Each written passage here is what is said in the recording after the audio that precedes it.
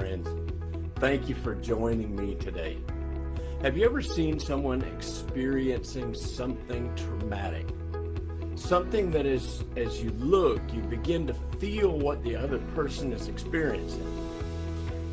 I know that this happens to me when I watch shows like Ridiculousness and other shows that show people doing really dumb things and getting hurt. You know, when they show that skateboarder who attempts to ride a tall rail and the skateboard slips off the rail, and you know what happens next, right? Ouch. Well, that's what we call sympathy or empathy, feeling what another person feels. But compassion is very different in that not only do we feel what they're feeling, we then are motivated to do something to relieve their suffering. Compassion literally means to suffer together. Among emotion researchers, it is defined as the feeling that arises when you're confronted with another's suffering and feel motivated to relieve that suffering. Now, while cynics may dismiss compassion as some touchy-feely or irrational feeling, scientists have started to map the biological basis of compassion, and they suggest that it's deep in developmental purpose. This research has shown that when we feel compassion, our heart rate slows down, we secrete the bonding hormone oxytocin, and regions of the brain linked to empathy, caregiving, and feelings of pleasure light up, which often result in our wanting to approach and care for the other person. Consider the recent study of biological basis of compassion.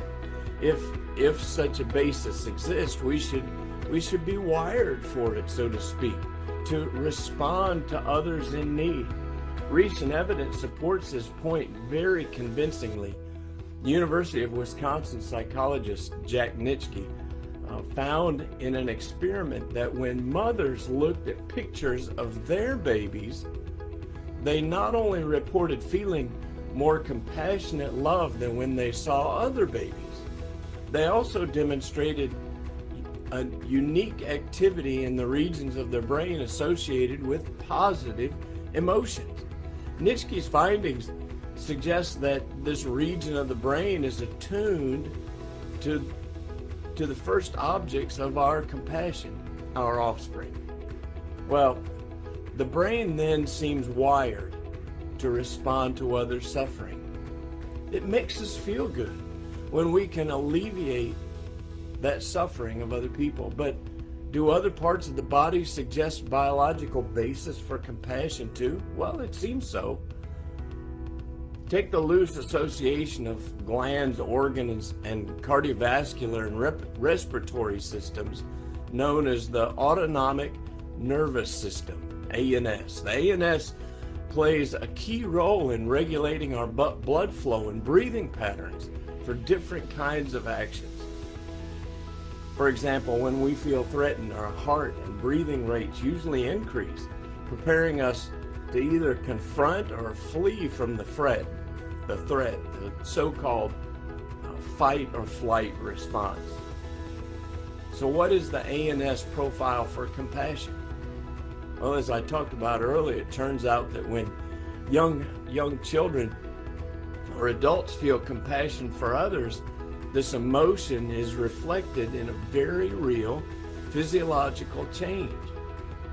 You know, I talked about it a minute ago. The heart rate goes down from baseline levels, which prepares them not to fight or flee, but to approach and soothe. Compassion is something that we don't talk about it very much, but many people engage in it, and we should, because it helps us to feel better, more complete as a human being in this hard and terrifying world in which we live.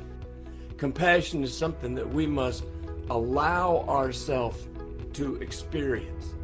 Many people are hardened by the difficult experiences of life, but to be a productive human being, I believe that we must not only show sympathy and empathy, but we must show and provide compassion.